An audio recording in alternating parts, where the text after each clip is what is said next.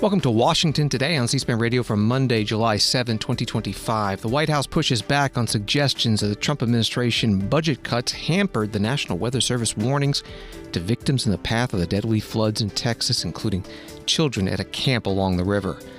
As the death toll rises and frantic search and rescue efforts continue for the missing.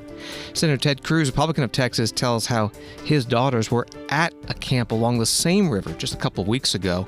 He calls the situation in Kerr County every parent's nightmare. President Donald Trump releases letters to 7 countries informing them of specific U.S. tariff rates on their goods starting August 1st. Japan and South Korea are at 25%. The president promises another 7 or so letters this week. The Dow Jones Industrial Average responding, dropping over 400 points. A federal court hearing in Maryland in the case of Kilmar Abrego Garcia as his lawyers seek to ensure due process in case the federal government seeks to deport their client again, this time not to El Salvador, but to a third country.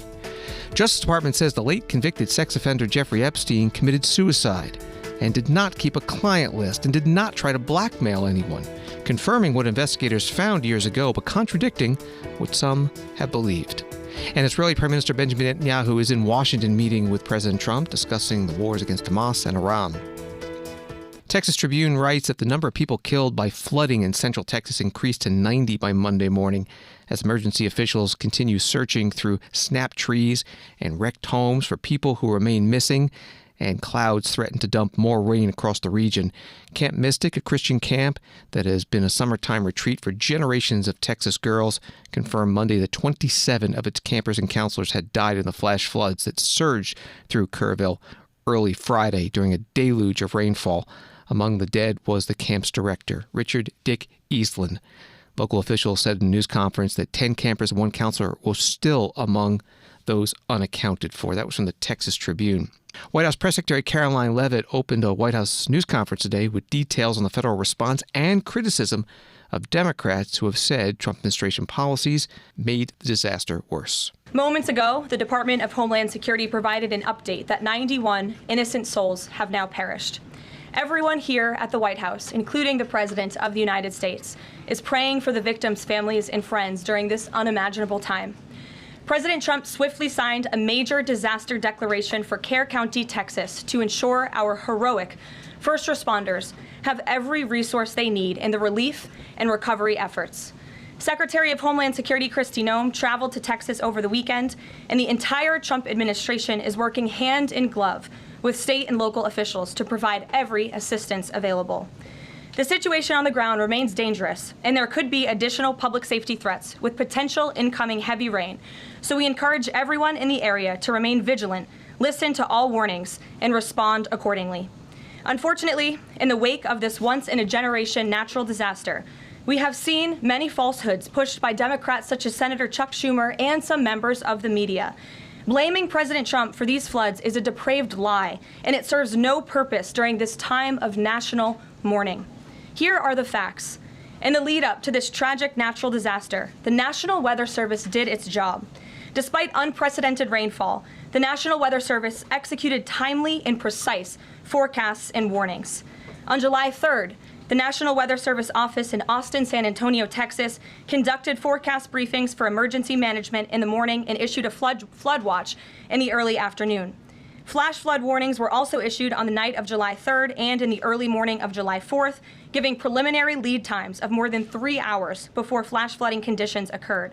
And the National Weather Service office in New Braunfels, which delivers forecasts for Austin, San Antonio, and the surrounding areas, had extra staff on duty during the storms, despite claims of the contrary. So to any person who has deliberately lied about these facts surrounding this catastrophic event, you should be deeply ashamed. At this time, the administration's focus will be giving the victims and their communities the support they deserve during these recovery efforts in this tragic time. May God bless the great people of Texas, especially the parents who have lost their children. President Trump loves you. We are praying for you, and he will be traveling to see you later this week. White House Press Secretary Caroline Leavitt opening up a news conference at the White House. She said later in the news conference that President Trump is tentatively scheduled to travel to Texas on Friday, and the visit is being coordinated with local officials to ensure it does not disrupt recovery efforts. Associated Press, writing about this news conference, asked if Trump may delay his promise to close FEMA and leave disaster response up to the states. Leavitt said the president has always said he wants states to do as much as they can. She added that Texas officials are doing a tremendous job in response to the flooding. Pressed in a subsequent question about phasing out FEMA, Leavitt said she'd already answered the question, even though she hadn't. That's reporting from Associated Press. Story from the Washington Times. The Senate Minority Leader Chuck Schumer, Democrat from New York, sent a letter to the Department of Commerce, Acting Inspector General Roderick Anderson, asking him to investigate whether cuts at the National Weather Service affected the response to the tragic Texas floods. Senator Schumer cited the New York Times reporting that the NWS offices in San Angelo and San Antonio had critical vacancies during the floods. They explained that positions such as warning coordination meteorologist, science officer, hydrologist, and other vital forecasting, meteorology, and coordination roles were vacant. The vacancy rate across the NWS offices has roughly doubled since January, the New York Times reported. Schumer wrote, "The roles left unfilled are not marginal, they're critical. These are the experts responsible for modeling storm impacts, monitoring rising water levels, issuing flood warnings, and coordinating directly with local emergency managers about when to warn the public and issue evacuation orders. To put it plainly, they help save lives," Schumer wrote. That was from the Washington Examiner. And on a similar note, Congressman Joaquin Castro, Democrat from Texas, was interviewed on CNN's State of the Union on Sunday. Just talking about the federal government and even the local government, 2 Texas National Weather Service offices involved in forecasting and warning about flooding on the Guadalupe River are missing some key staff members. A director of the NWS union told CNN that the Austin San Antonio office is missing a warning coordination meteorologist due to the Trump administration's buyouts. Do you have any indication whether those or other cuts helped play a role in the fact that the people in the flood zone were not prepared and certainly not evacuated? I can't say that conclusively, but I do think that it should be, and I don't think it's helpful to have missing key personnel from the National Weather Service not in place to help prevent these tragedies. And, when I say that we ought to do everything possible to help prevent a tragedy like again, that's part of what I mean. That's why there's an incredible value to the National Weather Service, is because, on most days, obviously, you're not going to have a tragedy like this. But when you have flash flooding, there's a risk that you won't have the personnel to do that analysis, do the predictions in the best way. And it could lead to tragedy. So I don't want to sit here and say conclusively that that was the case, but I do think that it should be investigated, and not having enough personnel is never helpful. Congressman Joaquin Castro, Democrat from Texas, on CNN's State of the Union program on Sunday. Senator Ted Cruz, Republican of Texas, was at today's news conference in Kerrville with local officials. The senator said his children were at a camp on that same river recently. Last week, we were picking up our daughter from camp here in Hunt. Our girls have gone to camp here for a decade. The Hill Country is an incredible part of Texas, part of the country. The natural beauty here is incredible. The camps that have raised generations of little girls and little boys and instilled character and love and faith are extraordinary institutions. And I'll tell you, the pain in our state, and it's every part of the state. You've got Texans from all over the state who were here celebrating the 4th of July. A week ago, this was a time of great celebration. You're dropping your little girl off at camp, your little boy off at camp. You're celebrating Independence Day. You know that your child is going to be swimming and canoes and horseback riding and doing archery and making lifetime friends.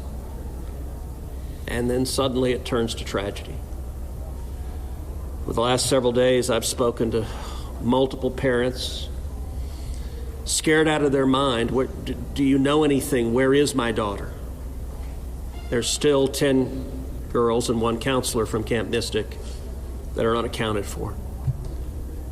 And the pain and agony of not knowing your child's whereabouts, it's the worst thing imaginable. But I want to say, in the face of all of this, it is simultaneously inspiring. Every time there's a tragedy, every time there's a natural disaster in Texas, Texans come together.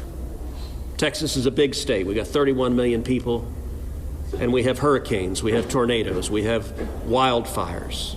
Tragedies hit this state, natural disasters hit this state, and without fail, 100 out of 100 times when that happens, we see Texans coming together, helping each other, engaging in acts of heroism. There have been over 850 high water rescues since this flooding began. 850. Senator Ted Cruz, Republican from Texas, at today's news conference in Kerrville, Texas. Congressman August Pfluger, Republican of Texas, said over the weekend that his 2 daughters were attending the Christian summer camp that was destroyed by the flooding and were safely evacuated. He wrote Saturday on X, "Camille, Vivian, and I are now reunited with Caroline and Juliana, who were evacuated from Camp Mystic. The last day has brought unimaginable grief to many families, and we mourn with them as well as holding out hope for survivors. We want to thank the first responders who have come from far and wide to save lives." That was from Congressman August Pfluger. Senator Ted Cruz at today's news conference in Kerrville was asked about National Weather Service staffing. There were claims that the National Weather Service sent that first flash flood warning that should have alerted phones at 1:14 in the morning.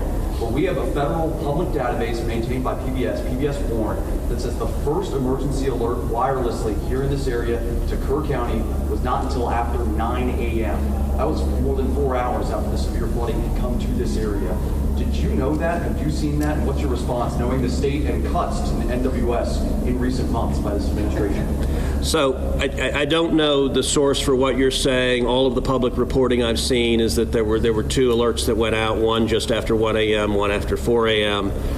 You know, I can tell you, I talked about the partisan finger pointing. I think there have been some eager to point at the National Weather Service and say cuts there led to a lack of warning. I think that's contradicted by the facts. And if you look at the facts in particular, number one, that these warnings went out hours before the flood became a true emergency level. But number two, the National Weather Service here, New Braunfels is where they were headquartered. They had additional manpower. In fact, they had 3 additional people working that night, anticipating that it was going to be a very dangerous weather situation.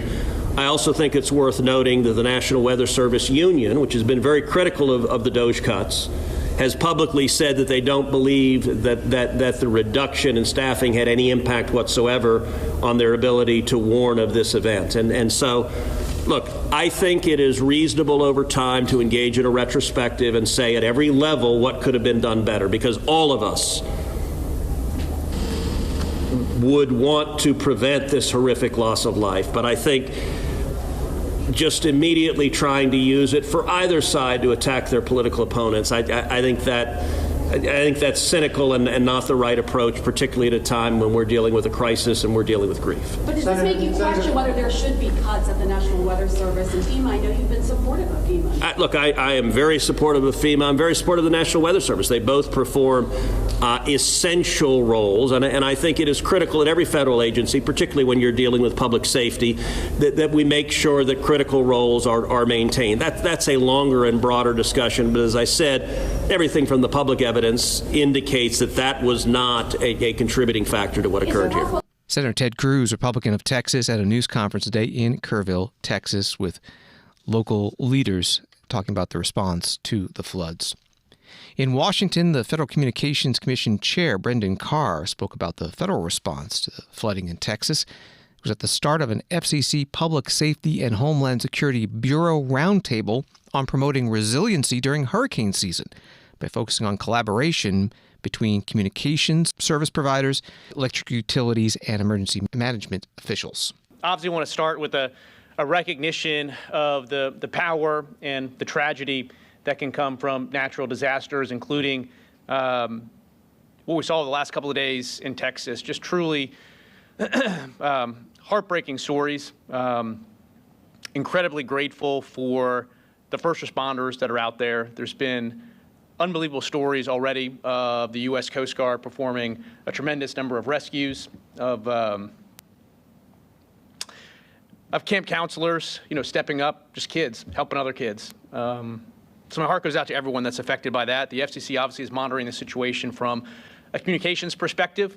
The good news is we're not seeing any sort of significant widespread communications issues coming from that, but we are monitoring and we stand ready to support and assist in any way that we can. I want to thank President Trump and Secretary Noem for all the work that they're doing out there right now. It's really good to see the response that's taking place in a terrible situation. The Federal Communications Commission Chair Brendan Carr. This is Washington Today. From CNBC, at least 7 countries' imports are set to face steep blanket tariffs starting August 1st, President Trump revealed Monday. The president, in a series of social media posts, shared screenshots of signed form letters dictating new tariff rates to the leaders of Japan, South Korea, Malaysia, Kazakhstan, South Africa, Laos, and Myanmar. The letters are the first to be sent before Wednesday, the day his so-called reciprocal tariffs on dozens of countries were scheduled to snap back to the higher levels he had announced in early April.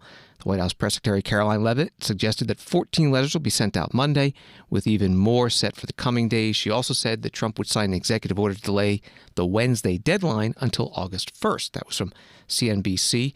Caroline Leavitt held her news conference after the first 2 letters to the leaders of Japan and South Korea had been posted.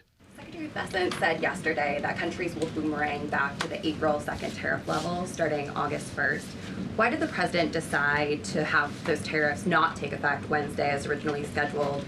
And I was also wondering if you could share, obviously we saw the letters the president sent out on Japan and South Korea, but if any other major U.S. trading partners are getting letters today. Sure, yes, I can confirm. In fact, I have those letters. If you could get me the folder with the letters in them, Liz, they're right in the previous office. I have the signed letters that went out to both South Korea and Japan today. And there will be approximately 12 other countries that will receive notifications and letters directly from the President of the United States. And weeks ago, I stood at this podium and I told all of you that the President was going to create tailor-made trade plans for each and every country on this planet. And that's what this administration continues to be focused on. The President will also sign an executive order today delaying the July 9th deadline to August 1st. So the reciprocal tariff rate or these new rates that will be provided in this correspondence to these foreign leaders will be going out the door within the next month, or deals will be made. And those countries continue to negotiate with the United States. We've seen a lot of positive developments in the right direction, but the administration, the president, and his trade team want to cut the best deals for the American people and the American worker. That's what they're focused on. And in the effort of transparency, these letters will continue to be posted to Truth Social, so you can enjoy them yourself. White House Press Secretary Caroline Leavitt at her news conference at the White House, and after that news conference, the president did post on Truth Social more letters to the leaders of more countries with the tariff amounts that would be imposed August 1st. For Laos and Myanmar, 40%, for South Africa, 30%, and for Malaysia and Kazakhstan, 25%. ABC News writes that President Trump delayed the reciprocal tariffs in April, vowing to strike roughly 90 trade deals in 90 days. So far, the White House says it has reached trade agreements with only the United Kingdom and Vietnam, as well as a preliminary accord with China. Leavitt said the president and his trade team want to cut the best deals for the American people and the American worker. The ABC News article continues, the return of the policy would dramatically hike tariffs on dozens of trade partners. Peter Navarro, the White House senior trade advisor, spoke to reporters today in the White House driveway. We have a situation where the world cheats us, and we have 15 major countries that account for something like 95% of the trade deficit we run. And in our negotiations, what we're seeing is they're having so good, screwing the American people, I just got to tell it like it is, that they're reluctant to give up their advantage. So what the president, I'll come back tomorrow. But you personally said 90 days and 90 days. I'm very happy. I'm very happy. I am very happy with where we're at. We have had a global baseline tariff in place. of 10%. We're collecting billions of dollars of tax revenues that are going to pay down for tax cuts. We've got continuing negotiations, and I think this is great. But I'll come back tomorrow and answer this question. Not 90 deals in 90 days? Because the rest of the world has it so good that they're dragging their heels, but the president will not allow that. That's why the letters went out. That's all I'll say. I'll come back tomorrow. Seriously, that you guys are not going to push the August 1st deadline back even further, and that those tariffs will actually go into effect. It doesn't matter in the sense that we're collecting billions of dollars on behalf of the American people, and the negotiations are going well. Peter Navarro is the senior advisor for trade and manufacturing to President Trump, speaking to reporters in the White House driveway. Wall Street, the Dow down 422, NASDAQ down 188, S&P down 49. New York Times writes when Elon Musk, the chief executive of Tesla, asked his followers on X last week whether it was time to create a new political party, 80% answered yes. Wall Street seems to disagree. Tesla shares plunged nearly 7% on Monday as investors registered dismay at Mr. Musk's plans to form a third party and his intensifying feud with President Trump. That was from New York Times. Washington Today continues in a moment. Democracy. It isn't just an idea. It's a process shaped by leaders elected to the highest offices and entrusted to a select few with guarding its basic principles. It's where debates unfold, decisions are made, and the nation's course is charted. Democracy in real time. This is your government at work. This is C-SPAN, giving you your democracy unfiltered.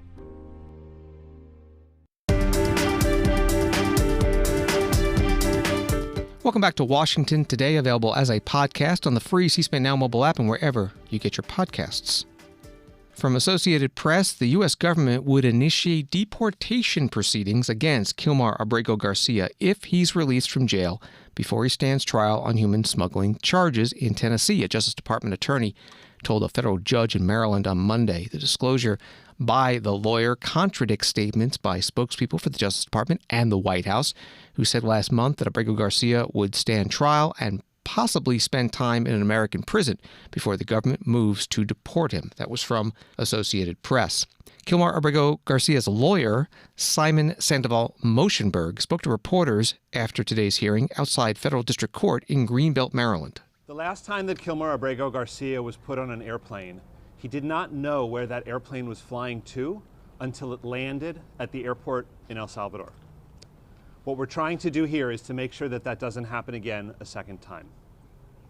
The government has expressed that as soon as Mr. Abrego Garcia is released from criminal custody, which we are confident will happen next week, their intention is to redeport him to a third country. Which one? I don't know.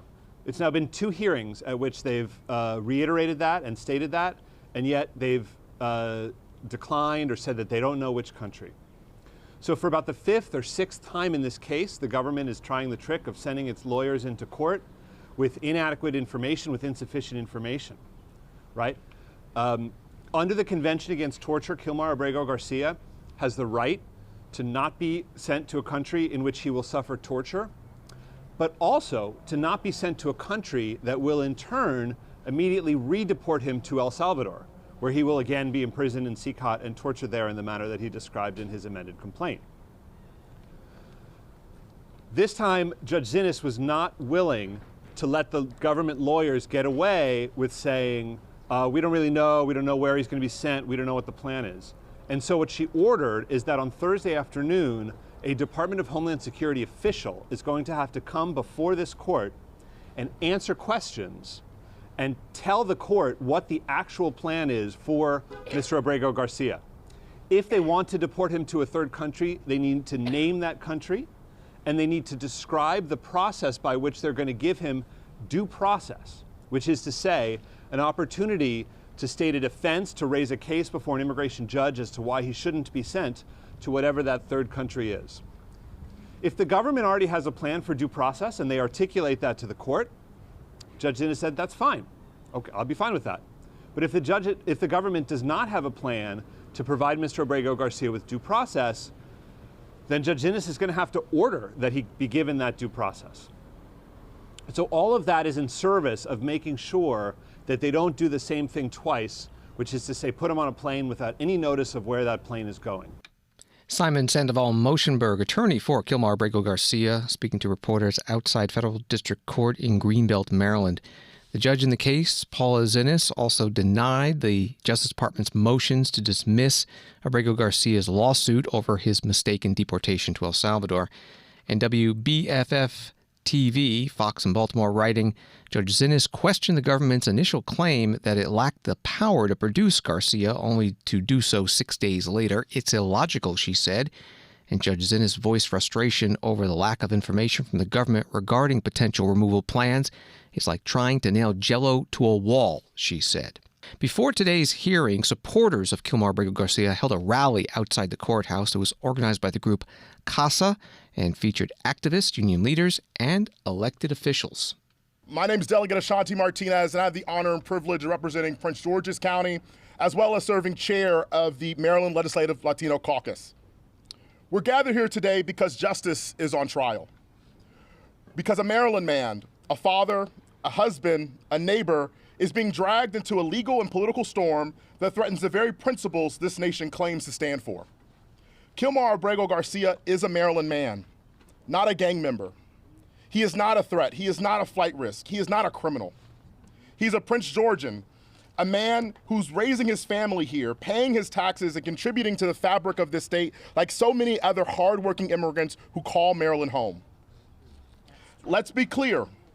The federal government already admitted it made a mistake in deporting him the first time.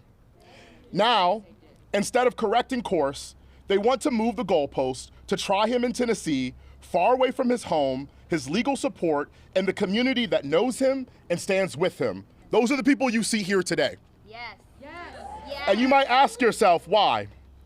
Because it's easier to demonize someone from a distance. It's harder to paint a villain of someone who is just a man dropping off his kids at school, when they see a husband working with his union brothers and sisters to provide for his family, when they see a Marylander standing in his truth.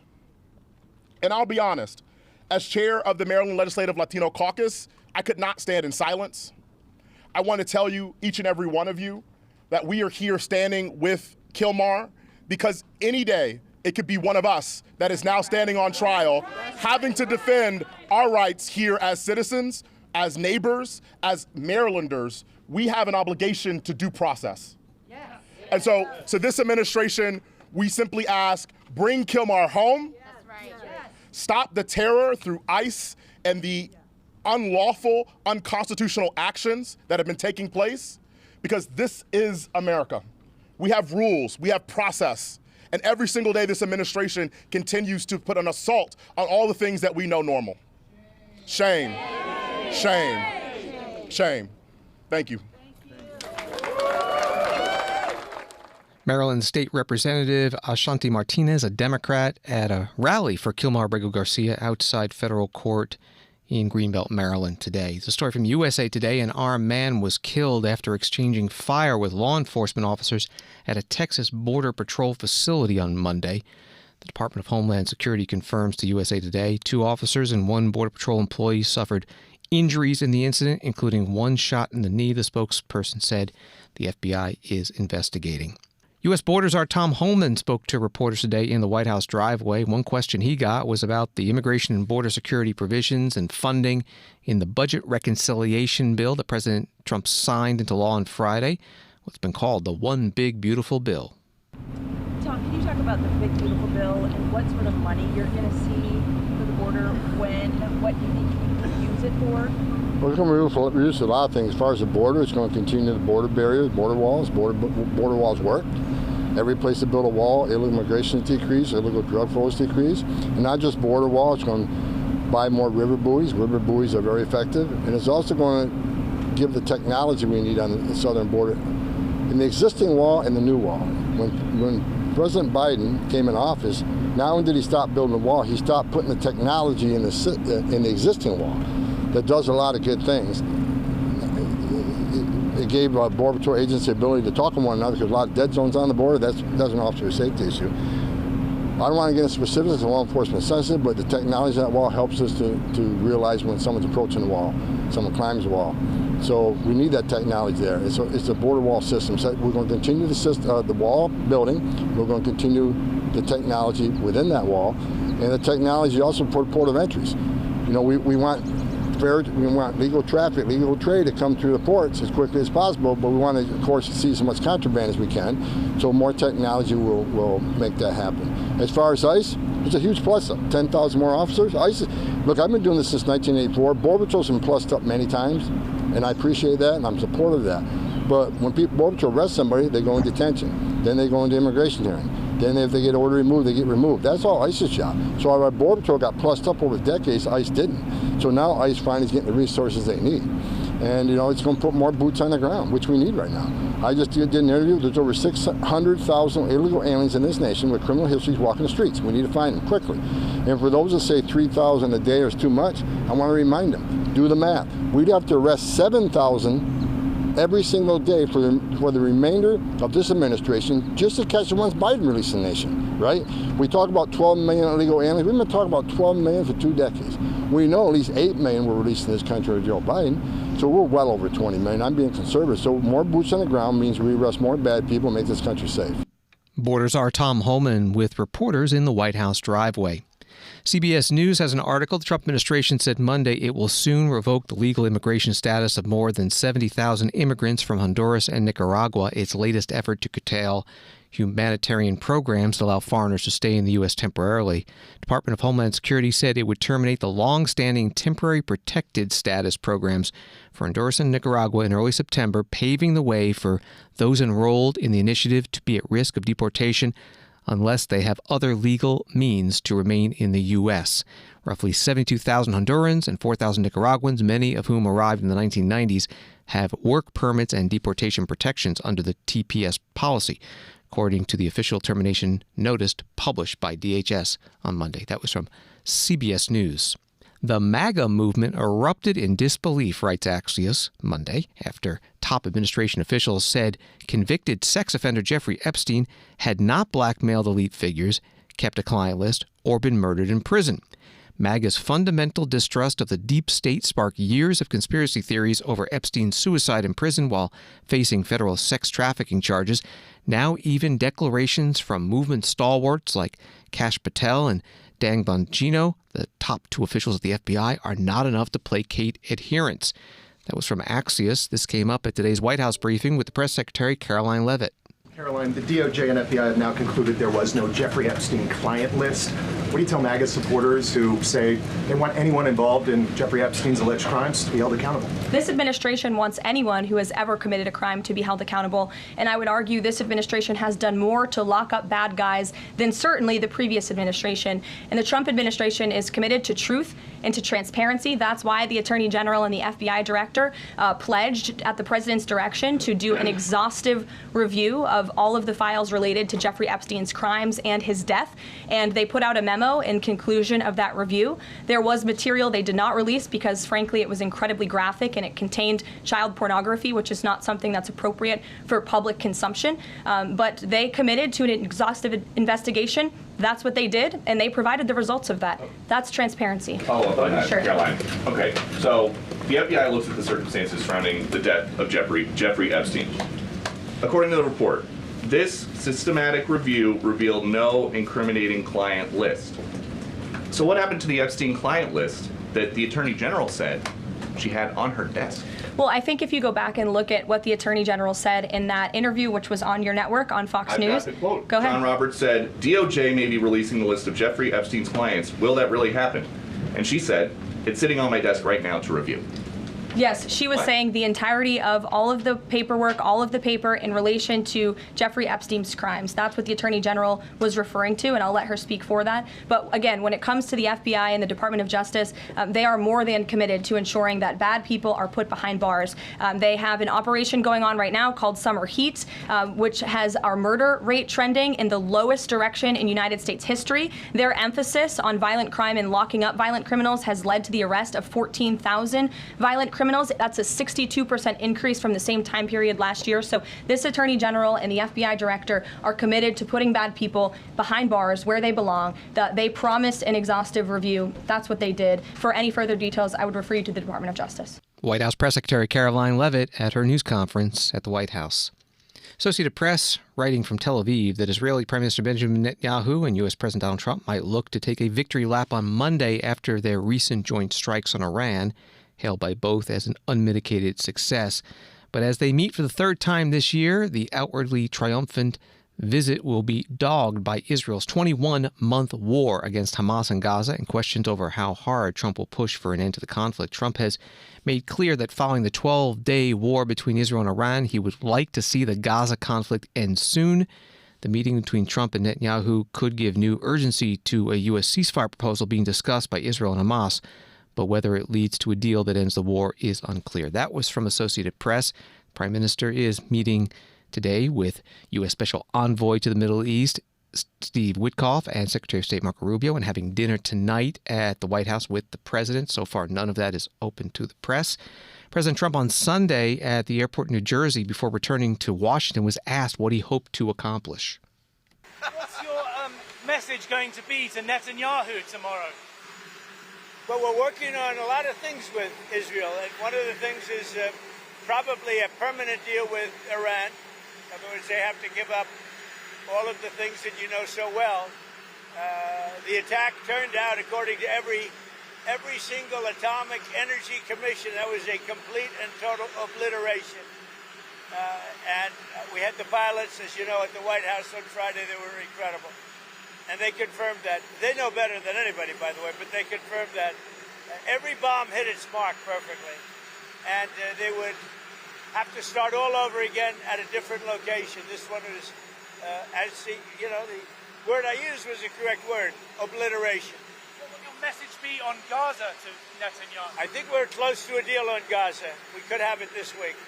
President Donald Trump speaking to reporters at the airport in New Jersey, coming back to Washington on Sunday.